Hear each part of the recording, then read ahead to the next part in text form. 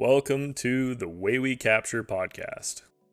This is a podcast that is dedicated to photography and aims to provide guidance and support to individuals looking to improve their photography skills. The podcast focuses on self-development and also discusses the future of technology and image processing. Through the podcast, listeners can learn about various techniques, tools, and resources to enhance their creativity and productivity. The podcast also explores the creative process behind capturing stunning photographs and how to effectively communicate through photography and storytelling. This week's guest is Noah Wainwright. Noah is a brand designer, strategist, writer, and creative director. Also, a dear friend of mine. Let's dive right into this week's episode. Welcome to the Way We Capture podcast. I'm your host, Zachariah Rock. I'm super excited to have my guest on today. This is Noah Wainwright, and I just, opened up in the intro about who Noah is, but I'm going to let Noah tell us a little bit about who he is and what he does from his perspective. Yeah, man. Well, thanks for having me on the show. It's an honor. We, connected, I don't know, maybe that was a month ago or something. And that was an incredible just conversation that we had. And I think there were multiple times where we were like, man, we should have been recording this or something like this. So I'm glad we're sitting down now and just recording a conversation, and really happy to have it. But quick little bio about me. My name is Noah. I'm a brand strategist, graphic designer, and writer. Those are probably the nice, clean, neat categories that I fit into. I've been freelancing / working professionally for just over 5 years now, and am now building my own design studio for creative entrepreneurs and founders. And beyond that, man, I'm creative, love creativity, find creative inspiration everywhere. And yeah, I'm excited to sit down and chat with you. For all those listening, Noah is a badass. That is the only thing I can say. So I always do like a little bit of a deep dive on some of my guests before I have them on, just so the information's fresh. And the one thing that stood out to me was just the sheer boldness of everything that you do. All the little massive brands that you have created from your passion. And I was going through your portfolio website. I'm like, it goes this way, not this way. And it always throws me for a loop when people do that. And I'm just like, damn, like there's a little bit of envy there. I was like, his website's sick. I go to my website and it's just like this photo behind me. I'm like, oh, scroll down. So thank you for introducing me to that. It was completely by accident, just because I'm having you on the podcast. But Noah and I had a really great conversation, like you said, about a month ago. And there are not a lot of people who I resonate with as deeply. We're very different in our disciplines, but just about creativity in life. And there's a level of philosophy that you were preaching. I'm like, dude, you're hitting it right on the head. It's like, that's exactly how I feel. So, first things first, what's new? What has happened since the last time I've talked to you? And then we'll go into the deeper questions. What has happened? It's funny, when you are starting your own venture, it feels like time is really fast, but it's also really slow. And I found that I tend to lose track of time very often. So I'll get going with my day. I'm a pretty big proponent of like getting up early. So I'll get up super early, and within the blink of an eye, it's like nighttime, time to go to bed. And I'm like, where did the day go? And you stack those days, up for a number of weeks and stuff. And it feels like, it feels like it's been a week, but it's really been 3 months. But sometimes it feels like it's been a year, so it's hard to keep track of time. But I think some of the big highlights, I'm continuing to kind of push on with building this design studio. I'm really focusing on getting my name out there, and honestly just connecting with other businesses, other agencies, other creatives, and founders in particular, and creative entrepreneurs. People like yourself, or people who have already created brands, I'm really connecting with them and just building relationships. Because and we can get into this later, Yeah. but I feel like I've learned recently, like, when you are building something, when you're building a business, or when you're trying to, create a brand, even like a personal brand or a brand in general, there needs to be some sort of selling involved, right? Hmm. And, I feel like, especially for us at our age, I'm 24, when someone approaches me and tries to like hard sell me, I'm totally checked out. So as I've been in that position, I've really been focusing on the craft of just relationship building and authentically, matching the problem that my target might have, or my client, with the solution that I provide, and doing that in an authentic and almost consultative way, as opposed to, just bringing them in, giving them what they need, and sending them off, and that being that. So, yeah, I've really been focusing on my sales process and that whole philosophy there. Um, yeah, and then beyond that, I mean, every day has pretty much been very similar. Where I get up, I do some writing, I do design work, client work, and then I will, hit the gym, go for a run, spend time with, my wife, and kind of enjoy the evening, and then go to bed. So that's basically it. Brother, I feel you completely. Yeah. It's a bit different. I'm still working, 9 to 5. I'm still trying to, I'm doing everything I possibly can. But like I said in the beginning, I resonate with a lot what you say, because it's almost, we're living very similar lives.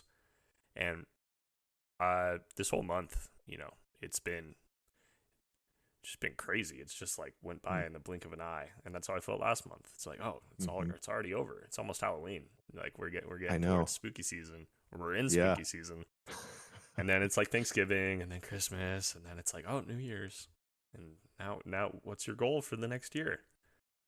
Mm. So I've really disconnected from that, where it's just like, okay, let's stop thinking about. I, I'm more of a micro thinker rather than like a Mm. big picture thinker. I don't know where Mm-hmm. you stand on that. I find that most people who are um, entrepreneurs, they're either one or the other. And Mm-hmm. so I've been focusing on like analytics and really just the now, and how some of my my work's been performing. But I've doubled down on long Yeah. form, as you've noticed with the Yeah. podcast. So my day looks very similar, but you almost need to find those small moments to just push yourself outside your comfort zone. And it's Mm-hmm. hard when your day is supposed to be the same because of the productivity. Like you need to repeat, create a habit, create a lifestyle. And then it's like, well, now I'm just stuck in the mundane of the everyday. But it's Mm. almost, you have to reframe it. It's like, I love it. I wouldn't want my life to be any different. So you look back in the past, right? I don't know how like your teenage years were when you first were discovering like what you wanted to do, the side of creativity that you didn't know existed. But when I was younger, dude, my days looked completely different all the time. Mm. All the How time. so? It was just like I was partying a lot. I was hanging out with different people. I was doing different activities. I, you know, wouldn't do homework, would do homework, addicted to playing video games, like all sorts of Mm-hmm. stuff. And now, like, I found there's a lot of beauty in cultivating order in the chaos, which is the Mm. day to day routine. And so the hour of writing that you do every Mm-hmm. single day, it's like I wake up and that's what I want to do. That's the only thing that's on my mind. Photography is great, but I Mm. think to be a landscape photographer, there's a level of you gotta travel, right? I've been stuck in Yeah. my hometown, working away, trying to make this work. So it's an everyday grind. But there's Yeah. beauty in the Totally. struggle. There is.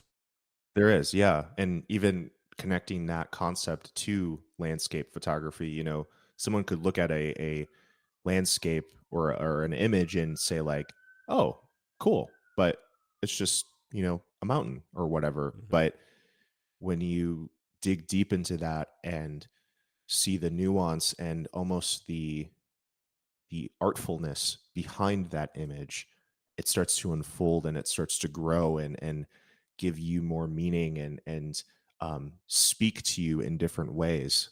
So yeah, I really resonate with that, the beauty and the mundane things.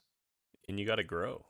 right? Mm-hmm. It's about growing. It's these great things are not just snap of a finger created, right? Your Mm-hmm. life is a great thing, and you have to Mm-hmm. grow from some focal point.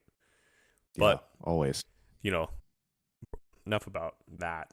Let's get into some of the questions that I had prepped because I've been Sure. excited about this. So, connecting education and creativity, because I do know that you have a double major in business management and social entrepreneurship. Is that correct? Mm-hmm. Did I Mm-hmm. And a little bit of marketing, right? You have a marketing Yeah, certificate. so funny thing about that, I actually have technically 4 degrees. So and that sounds like huge, but really like my school made it easy for me to do that. And honestly, business isn't hard in general. So it was very easy. But yeah, I majored in management, marketing, the social entrepreneurship, and then I got a psychology major Really? as well. Okay. Yeah, Love to yeah. see that. Wow. That's incredible. At 24, that's incredible. So, how do you feel like these academic pursuits have shaped or influenced your approach to branding and creativity? Mm. It's interesting. I think especially in our space, you hear a lot of people badmouth college, or Yeah. at least kind of hold it in a negative connotation. Yeah. Yeah, Yeah. I've been and there. I've that's been there. yeah, and I've been there too. And honestly, like if I were to go back, you know, if it wasn't for meeting my wife and making some really good friends there, and then also discovering my passion for design, I probably wouldn't go back. But like any sort of story, you have kind of the valleys before you get to the peaks. Yeah. So and my story just happens to be, college was kind of that valley. But to answer your question, I think college does help in the sense of, you are exposed to different styles of whether that being teaching, different ways of thinking, different ways of interpreting the world around you. And with branding and creativity, that is really that's the crux of branding and creativity is seeing and being able to connect disparate elements together to create something new. So, you know, being someone who then, thought of himself as being more analytical and logical and was still kind of trying to find his way, being able to really experience that type of thinking specifically in business. It's very analytical driven analysis, all of that, being able to experience that and realize like, oh shoot, I'm not as analytical as I thought I would be. Being able to connect that with other elements in my peripheral vision, like design or art or even filmmaking, and being able to slowly connect those two is important. So, to answer your question, yeah, I think college has its ups and downs. It definitely exposes you to a lot of different ways of thinking, different types of people, which is always good. Um, but it has its downsides too. Sometimes it's you just don't need to go, and maybe you need to get a job for 4 years or something and learn that way. So it really depends. Yeah. Well said. I mean, I didn't go to college. I didn't go that route. I decided, hey, I did a little bit of college, but I was like, nah, this ain't for me. Let's go straight into the workforce. Let's learn a bunch of skills. And at first, I wanted to go into tech, like, systems administration and Oh, deal cool. with, hardware and whatnot, go get the certifications to do that. And then I just was like, I got a job, which is like the hardest part in working in tech is finding a job. I got a job and I was fixing computers, phones, and, troubleshooting for people. It's like help desk. Mm-hmm. Then I got a little bit of manager experience and it was really great. And then COVID happened. And then that Oh. that threw me for a loop. I was like, what do I do? This business just closed down because of COVID. They're moving on to other things. Like my whole world was just like flipped upside down. And at the time, I was traveling to the UK. I was going to the UK for Mm-hmm. a month to visit some family, and so I have in my hand a camera. Yeah. So And at that point, like the whole career path that I had laid out in front of me just kind of went out the window because there's a lot of uncertainty and chaos in the world with everything Mm-hmm. everybody has a COVID story. I've been saying that so much lately. Well, everybody's got a COVID story and it shaped their life in a way. So I don't think college is for everyone. And I'm going to double down Yeah. on that. I think for most people, it's probably not because there's a level of you lose autonomy in college. And for some Mm-hmm. people, losing that autonomy it's not worth it because if somebody has to constantly tell you to grind, Mm-hmm. what happens when you remove that like extrinsic motivator? Well, all of a sudden, like you're lost. You're at a loss of words. You don't know what to do. You Mm-hmm. don't know how to structure your day. So I'm grateful for the fact that I didn't go to college because if I did, I probably wouldn't be the person I am today. Yeah. But for like in your case, it's like it taught you perspective. It taught you Mhm. that it probably humbled you a little bit. For sure. Yeah. Yeah, for sure. Yeah, I remember being in school and being in these classes and thinking to myself, like, wow, some of these are maybe harder than I expected them to be. Um, and yeah, there were a couple in particular where I remember one class, it was I think it was a finance class, and it was the one class of your major where if you failed, I think if you failed the class twice, like you would not be a business major. It was the Wow. weed out class. And I remember going through it and being like, okay, I'm not good at math. I'm not good at finance, that's for sure. But that process, like I've never studied as hard as I've studied for that Right. class. Like and like we talked about kind of at the beginning of the episode, like, there's always that plateau or that limit. And in order for you to grow, you have to, cross that, You got to live on your you edge, know, man. right, exactly. And that class pushed me to my edge and I realized, oh wow, okay, I can do this. And a lot of the mental limitations of study or working hard or even just, the ability that I have to grind something out. Like sometimes you have to do it. And at the time I didn't think that I could, but if it wasn't for that experience, I might be somewhere else or I might have more limiting beliefs. It's crazy how principles across all domains of life really can transfer to one another.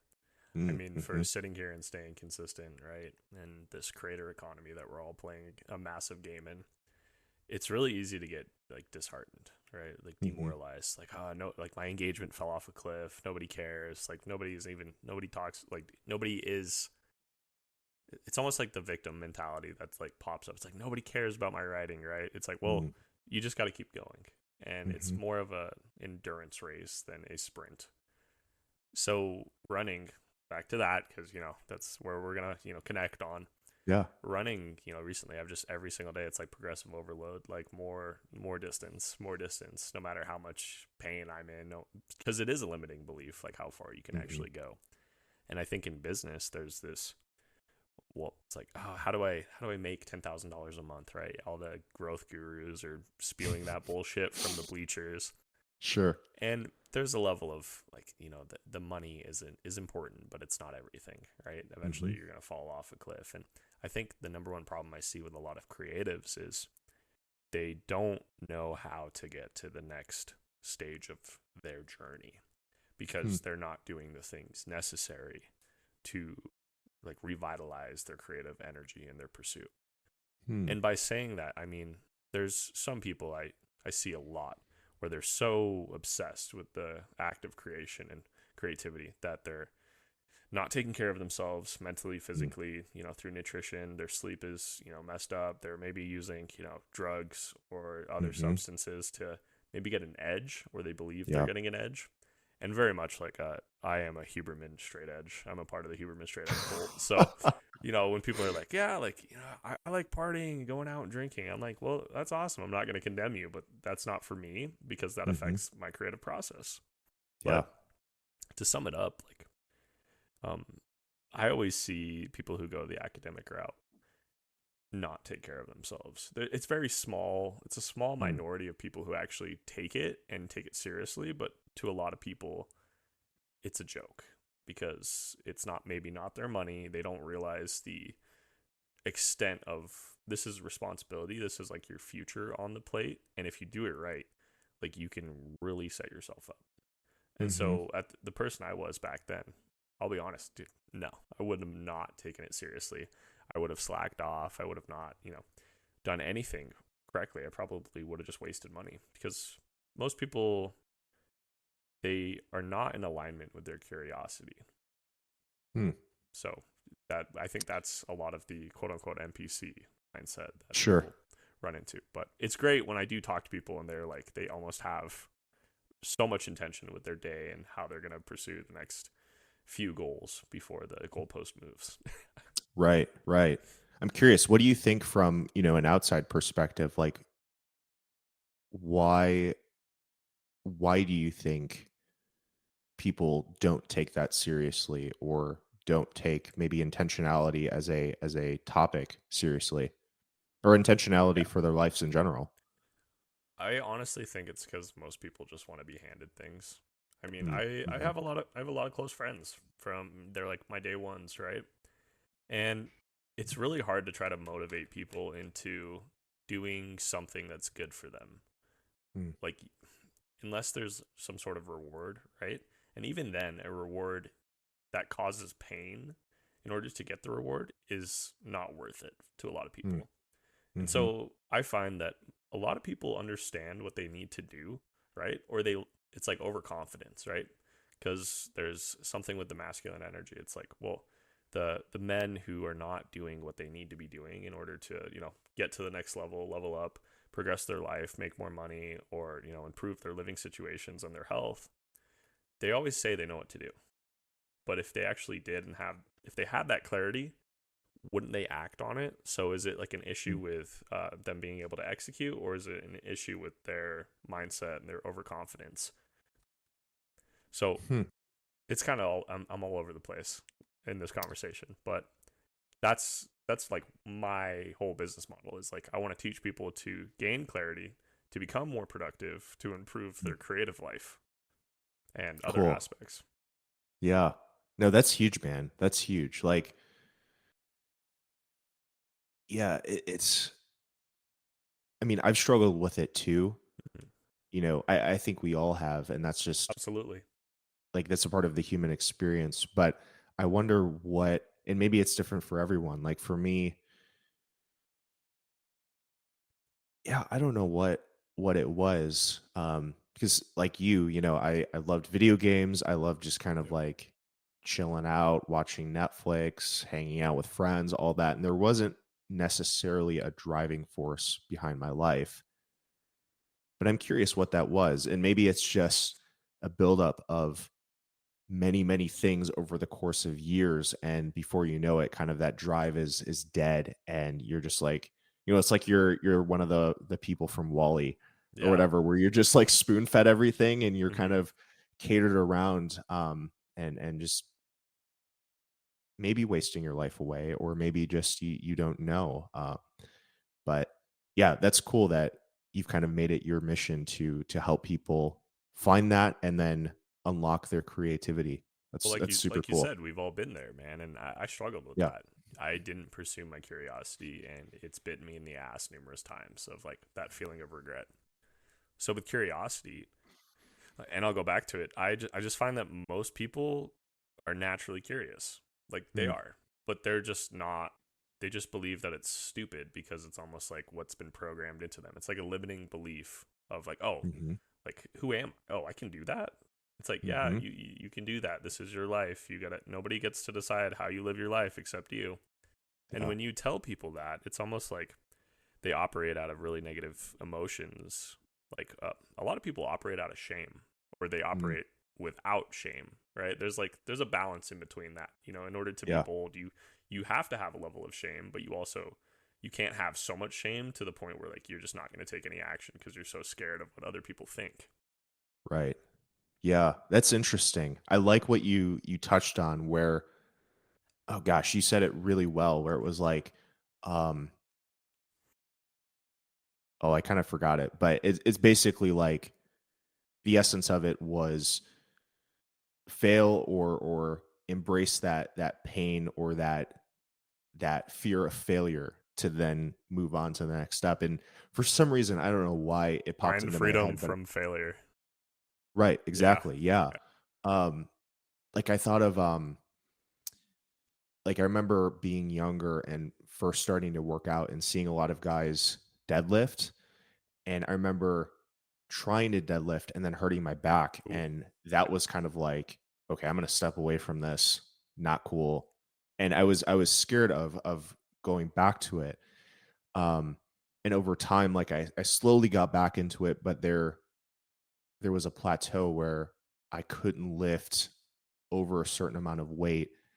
And one of the guys who was kind of, mentoring me or just kind of giving me tips on my form and technique, he was like, dude, sometimes you just got to risk like either looking stupid doing it, or you've got to risk like Hurting having a yourself. scrunched up face, or yeah, hurting yourself even. And you know you've got to risk that in order to go to the next PR. level. Yeah.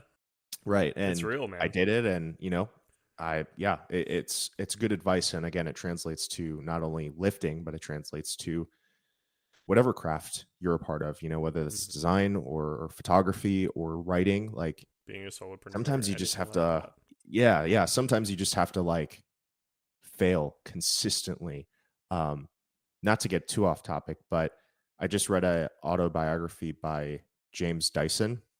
It's called Against the Odds. And that man, he made, I think it was like 5,700 prototypes of the Dyson vacuum Wow. over the course of, I think it was like 14 or 17 years, all of that being failure until he hit that golden ticket and then is now, I think, a billionaire or Yeah, oh something yeah. like that. Oh yeah, easily. Um, Those things are so but expensive. yeah, for sure, for sure. But it goes to show like sometimes you do have to fail, and there's kind of that like weird demented joy in failure, like Mhm. um you find one less thing to do, or you're one step closer to discovering, You're like a that new masochist potential at or that point because you right. almost love the pain.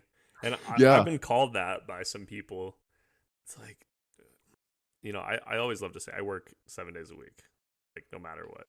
It's like I Hmm. work all the time. They're like, why don't you like, you need to learn how to have fun and enjoy your life and, relax a little and chill out. I'm like, you're saying, well, like obviously that tells me your perspective on work because, Mm. for me, it's like there's nothing I'd rather be doing than sitting there writing, reading, and communicating and, Hmm. making these beautiful conversations happen or creating some sort of, you know, educational content for somebody to. It's like that's all I think about. That takes so much of my headspace and Yeah. learning these new ideas and sharing the ideas with, great friends like yourself. Dude, there's nothing more to life really. Like I think a lot of people they have in their mind that one day they're gonna make it and they're gonna hit riches. They're gonna be a Mm. multi-billionaire. And I think that like that extrinsic motivation of money, power, status, Mm. it's really good for a lot of people when they start. But then when you're 3 months in and you're bruised, beaten, and scraped, and you're like, I don't know Hmm. if I can keep going. That money is it seems so far away because you've made no progress in let's say 3 months. But Hmm. if you're doing it because you're addicted to the pain and you're addicted to bettering yourself because you want to improve yourself so you can improve the world or improve your family, the relationships around you, like that, dude, that's pure essence of like masculine energy. Mm. Let's go. Like You're right. you get what I'm saying? It's like people who run are psychopaths, right? Mm. And Yeah. I have a good buddy. And his whole family they do like trail events. Like this is their business out here in Utah and Colorado. Mm. They do events for trail runners, right? And people are running marathons. People are running like 50Ks. Like, well, they're psychopaths, right? But he looks at me and he goes, "Well, it's crazy the people that do this, and they almost all make over $150,000 a year. Like it's expensive to register for this, but it's nothing to Mm. them because they're all high achievers and high performers. But then you talk to them, and they're all psychopaths. Like they're Mhm. all just crazy about running, and to be at that place, it's like all running is mental, right? Yeah. It's like, just get Yeah. through the pain. It's 90% mental. And so he was telling me, because he's been resonating with a lot of what I've been putting out there, the stoicism thoughts, the creative Mm-hmm. stuff, and he just goes, "Dude, you should start. Are you running?" I'm like, "No." He's like, "Start running." He's like, "I challenge you to start running." And I'm like, "All right, I'll do it." And so that has been huge in just putting myself in those really shitty situations. But then everything Mm-hmm. else is easy. It's like, well, I just suffered for 15 minutes straight trying to Mm-hmm. run a couple miles. It's been gradual. I'm not a runner For by sure. any means, but I do it even though it hurts Yeah. and it sucks and I'm terrible at it, and it humbles the fuck out of me. Right. And the cool thing is like you just getting out there and running is, you are eliminating half the competition in that sense already.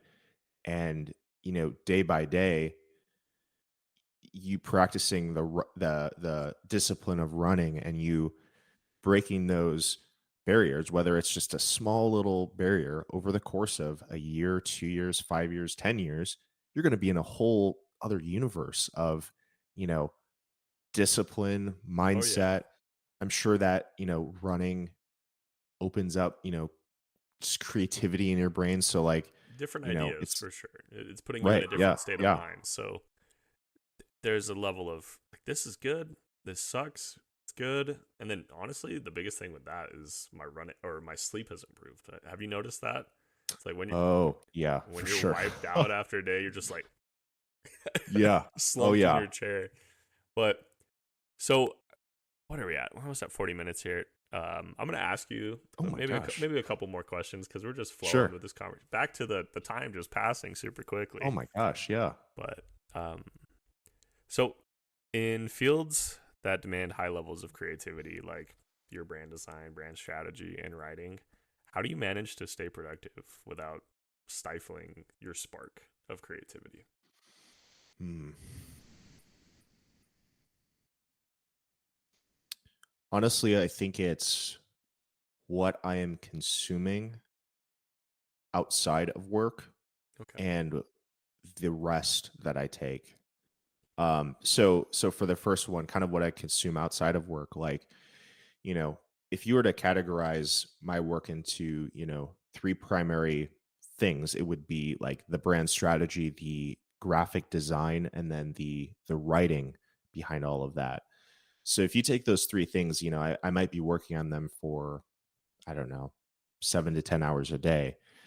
But what I found is, if I do those three things relentlessly for, say 12 hours for 6 months straight, I might get a lot done. But in terms of that creative spark or that essence, it starts to dwindle and you just get like, it's a long endurance race almost, and Yeah. you just get tired. So what I found is it's really the things outside of that that really inspire me, that get me to think outside of my box. So, recently, like I was just in Paris, and that, Oh yeah, I remember that.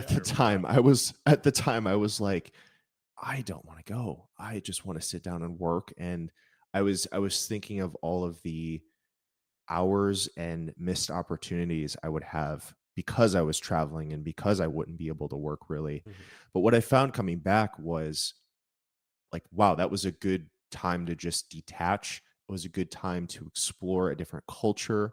That was my first time visiting France in general. So it was, a new experience. I was hearing another language spoken fluently for, 10 days that I was there, and I was seeing history, I was seeing architecture. So it expanded my mind beyond just the three, strategy, design, and writing.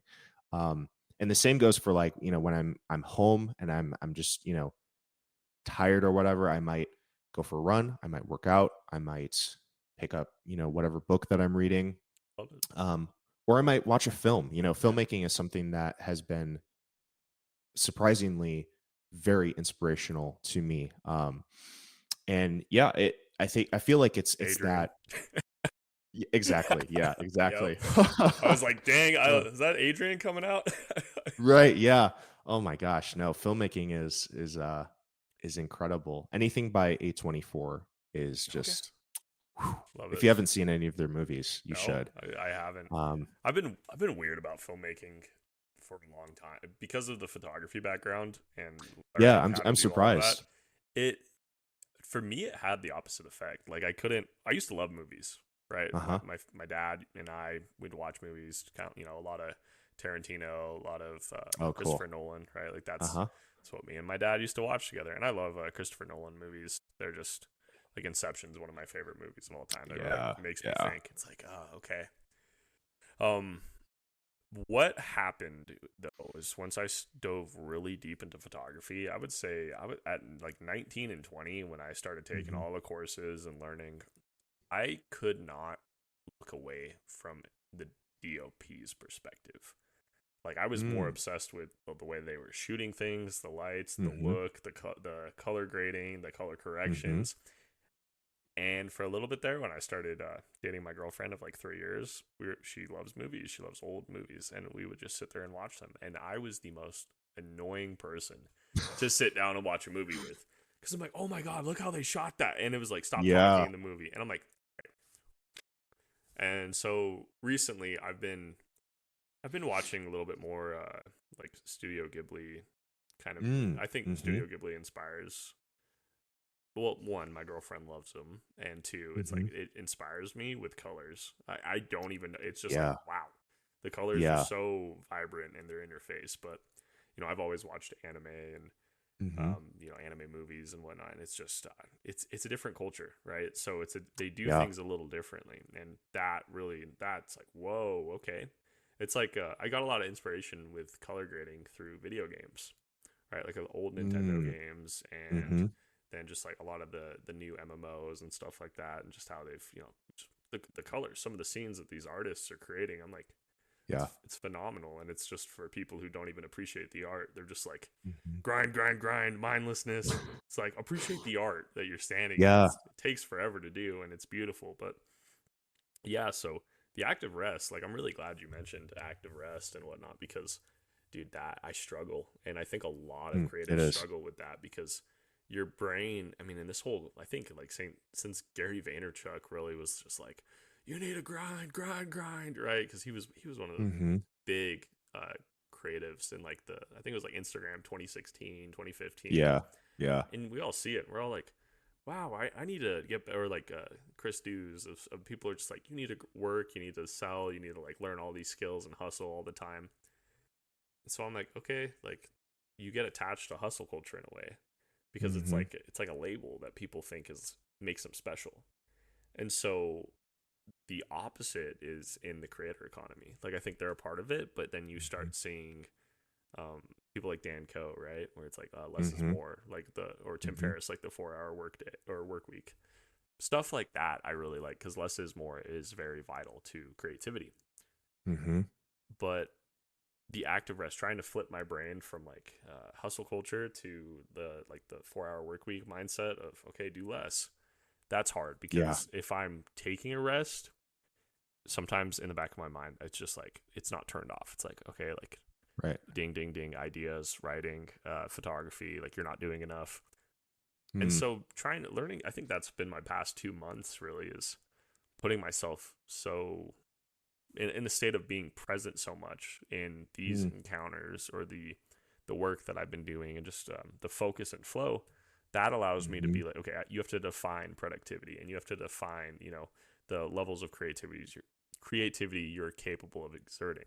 And I'm sure you resonate with that. It's like Mm-hmm. put it all out there and then you're done and it's like, wow, I was productive today. Gold star on the calendar. Yeah. Yeah. That's interesting. Yeah. I mean, and I feel like too, it's a personality thing too. Yeah. Yeah. Like I would assume you're probably more type A. I am as well. 100%. Yeah. Yeah. So it's like, you want you have an idea or you have maybe a vision for your life and you realize like there's so little time in the day. There's so little time in Oh my yeah. life to complete it. So I gotta do it. And, that's good. And that energy and that drive and aggression, relentlessness, all of that can be used to in just unbelievable benefit. But like any strength, if you overcompensate or overcorrect on that strength, it slowly becomes a weakness.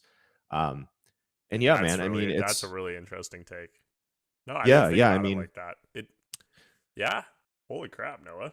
I'm just like, whoa. yeah, I It does mean, become you a look weakness.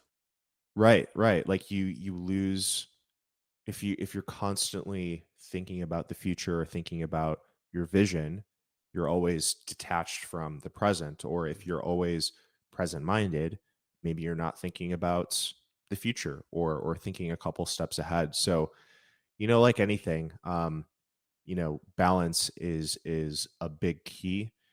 And I go back and forth with balance in general, specifically with work, where, sometimes you do need to just put all your cards on the table and pour your life into, your work or your craft for a certain specific section of time.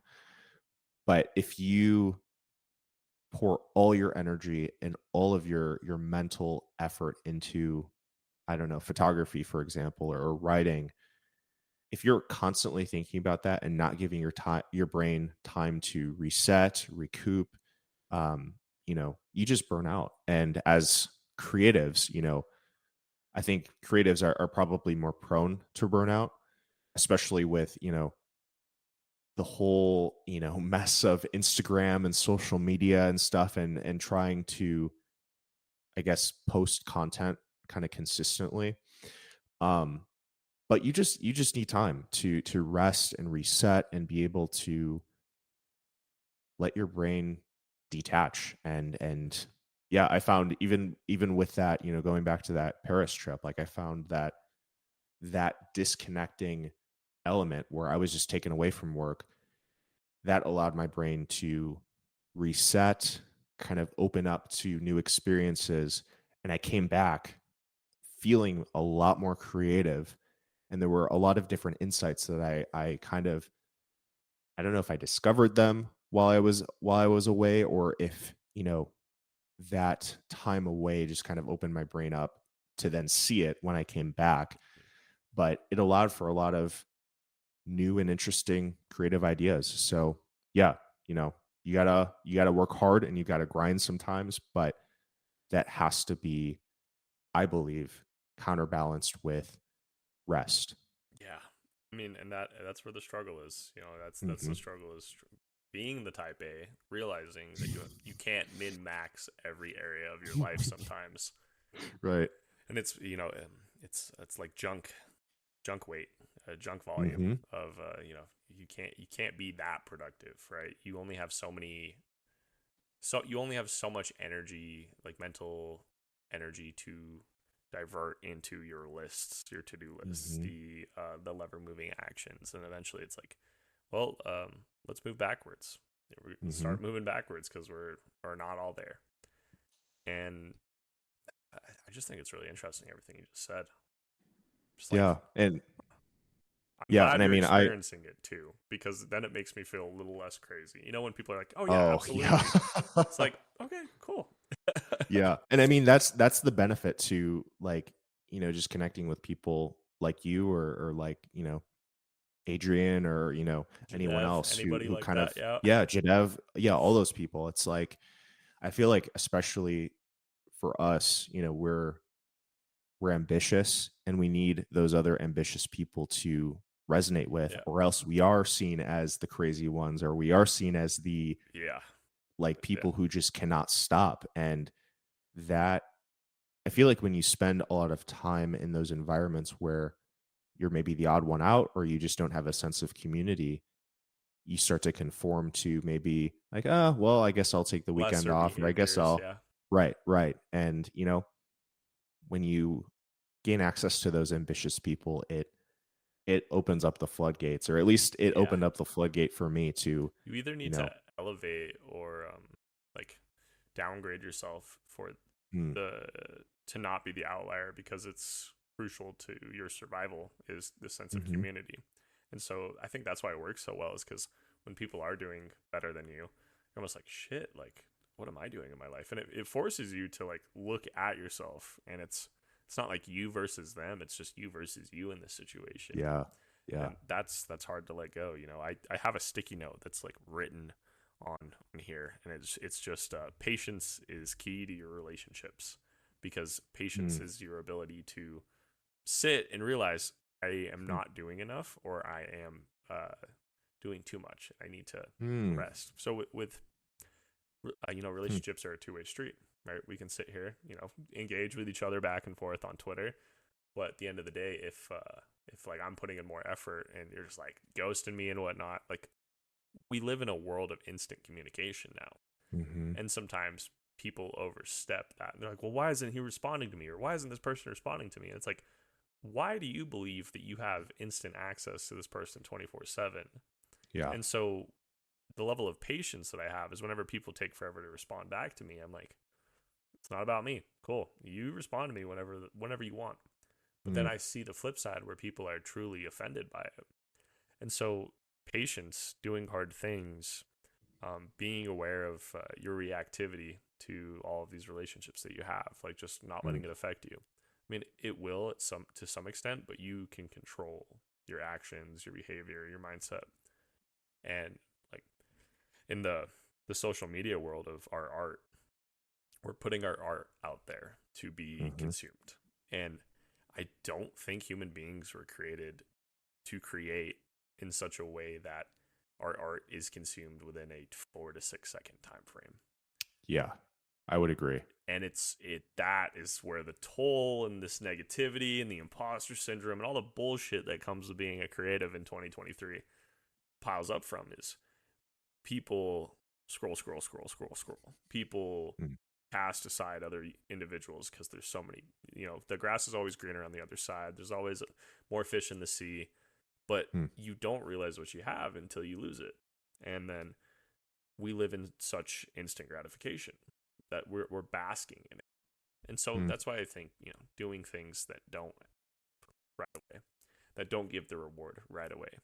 There Mm. was a Huberman podcast about just reward structures, and one thing he said is, every time you do something that you believe you should be rewarded for, like, we reward ourselves, ooh, a piece of candy, or something like that. He says every time you are about to reward yourself, you should reward yourself, but you should leave it up to random variability. Flip a coin. Heads, you get a Mm. reward. Tails, you don't get the reward. And Mm. that's going to create your motivation to keep doing hard things, even though you can't see the finish line in sight. Mm. That's good. Yeah. Yeah, that is I feel like if people really applied that Oh, yeah. to their lives, there would be a lot We'd more have people flying who would. cars. Right, yeah, yeah. Or just people who would stay consistent. And I'm guilty of this too. Like, sometimes you start something or you see something and you're like, yeah, I want to try that out, and it might be really hard, or you might get to a certain point and you either have to go all in or you have to back out. Yep. And you can't see the finish line necessarily when you are at that crossroads. So most people are just like, I'm gonna dip out. I can't see the reward, the The tangible the reward. podcasting, the Hmm. design agency, you have no idea where this is going to go. And for me, it's like, Yeah. people say you should. Most podcasts don't even reach like the 23rd episode, something like Yep. that. Most podcasts don't, because everybody is just so addicted to instant gratification. Because when you start something new, it's novel, and other people see it. Hmm. They're like, "Oh my god, look at that! What is that?" And then it's like, oh, they'll listen to the first 3 episodes, and all of a sudden they're like, "Okay, I'm bored of listening to this person. Where's the Yeah. next thing?" But then if you're capable of doing something for so long, it turned. It's like a knob being turned, of like, Mm. that's Hmm. serious. I have more respect for people who, naturally, we all have respect for people who can endure the long game and play it.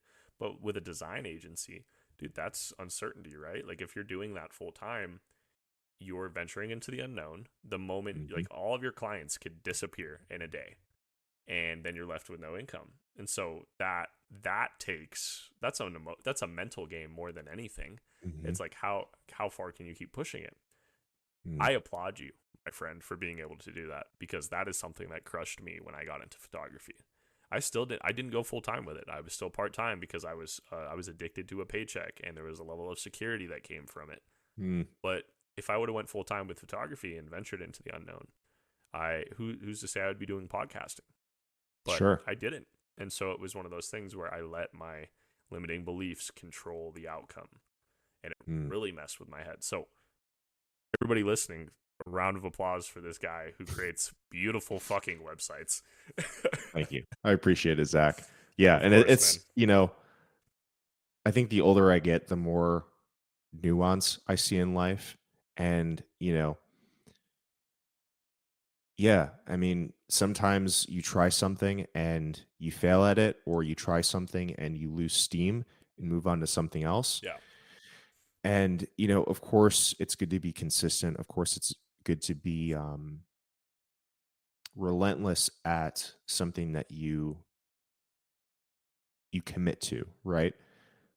But I've noticed, there are some things that you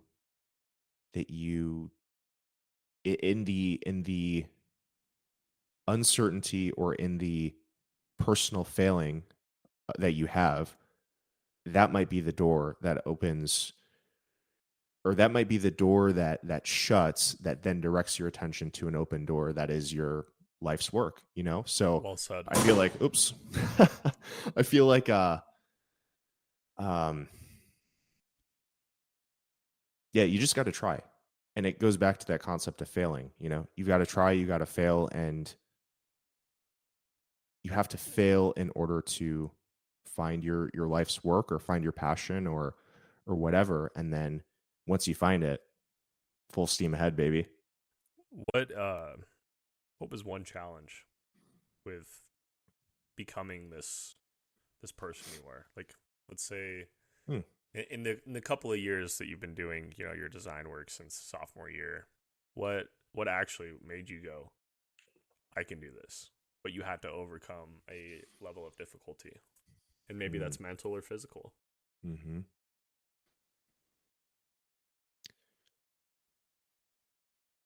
I think I had to overcome my limiting belief that I wasn't creative.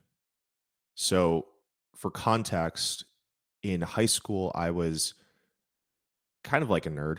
I played video games. I was really interested in computers. I built my own gaming PC when I was like, I think 13 or 14. So I was really into it. And before college, I wanted to go into like computer programming or computer science. But it wasn't until I took kind of a couple like courses at the community college that I realized, like, holy crap, I am not built for programming. Like, that's something else that I just cannot do. Um, so I was kind of at a crossroads, like, okay, what do I do? I mean, I guess I can do business. That was kind of my backup plan, I guess, when I was thinking about computer science. So I figured, let's just do business, see where it goes. And I realized when I, hit that sophomore year, like, I am different from these people. They're very either analytical or operations oriented. And I Extrinsically found that, driven. sure, yeah, yeah, Yeah. extrinsically driven. And I found that I was more driven by the internal, or the creative. So, whenever I was in projects or whatever with classmates, I'd kind of be the one who would think outside of the box a little bit. And that's not to toot my own horn. That's just kind of I guess, my personality. But um, after a while, I figured, like, okay, I'm not really resonating with this business thing. What can I potentially do to solve that problem, or again, maybe find my life's work? And my dad is actually a graphic designer. He doesn't do too much branding, but I have that kind of connection point where, he has his own business, he does graphic design. And so I was like, you know what? this might be a cool connection or thing to try out. And, I procrastinated a lot when I, first started. And I think the limiting belief was that, I can't draw really. And overall, I always had this mentality of like, okay, I'm not creative.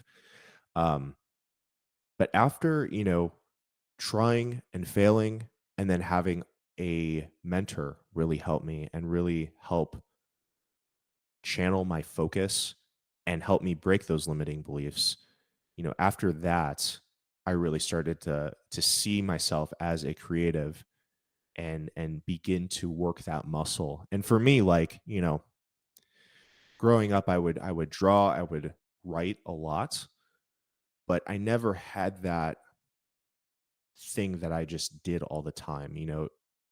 Really the thing was video games for me that I would do all the time.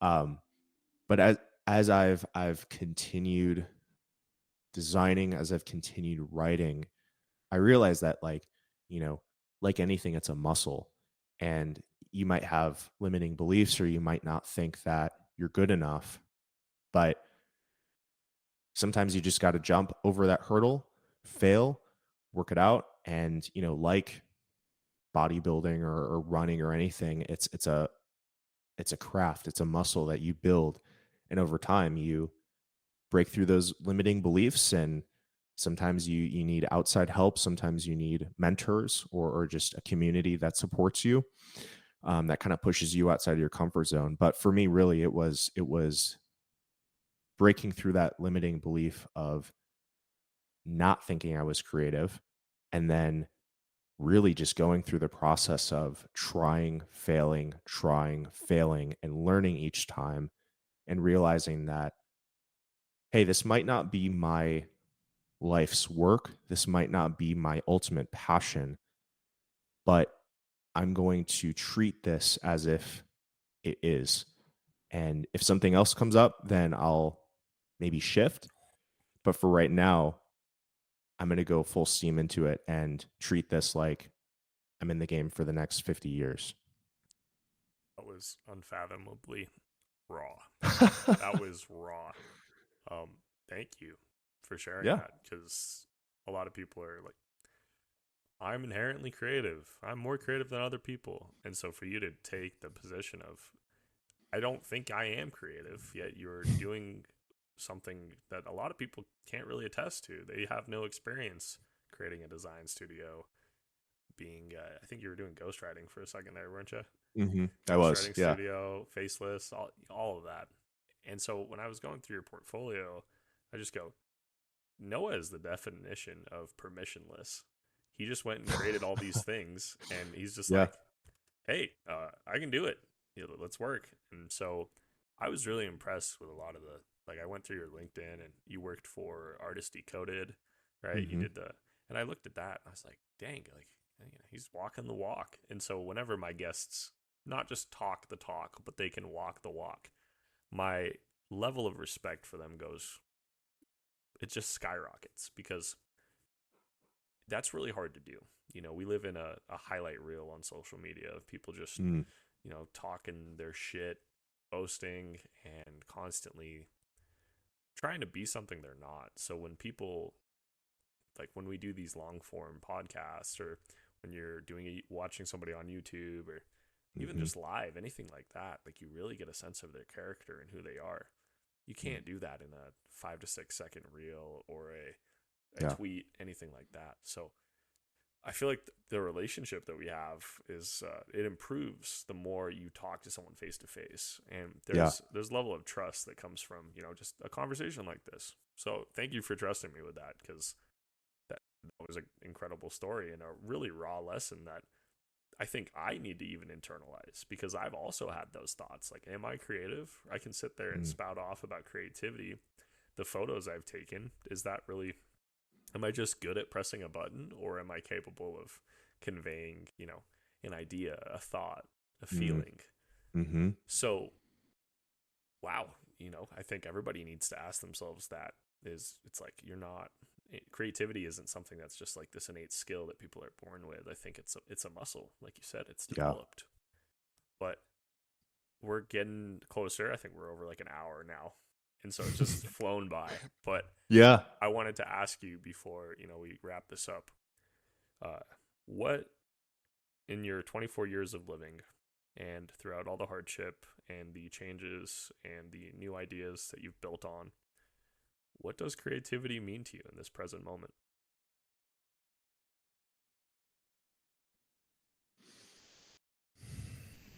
It's a good question.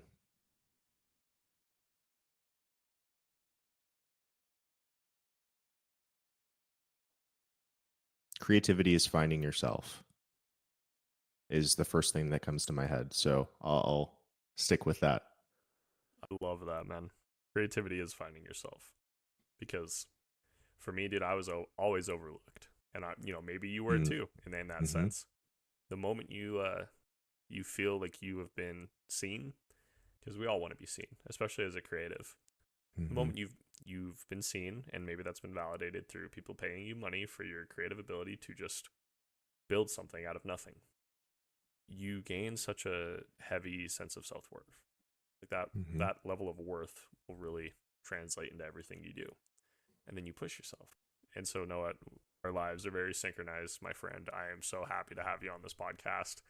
Thank you so much for your time, because I know you're a busy man like myself. Well, But thank you, Zach. It was great to talk with you as always. And dude, I feel like we could have at least talked for another hour. yeah, So next probably time, so. whether yeah, I'd love to reconnect at some point, whether it's on air or off air, and continue the conversation. But I appreciate you having me on. Is there anything you want me to direct, or anywhere you want me to direct said audience potentially? I can put your Twitter, YouTube, and Instagram, LinkedIn in the bio, or even just your Yeah. portfolio if people want to get some brand strategy from the man himself. Yeah, that would be great. Yeah, no particular direction, but I'd be happy to connect with anyone, and yeah, looking forward to it. Awesome. Everybody, this is Noah Wainwright, brand strategist, designer, and writer. Also, a dear friend of mine. I hope you guys enjoyed the show. If you could, and you really do enjoy the show, leave a 5-star rating, please, on podcast or Apple or Spotify or Apple Podcasts. It's been a long day, guys. Take it easy.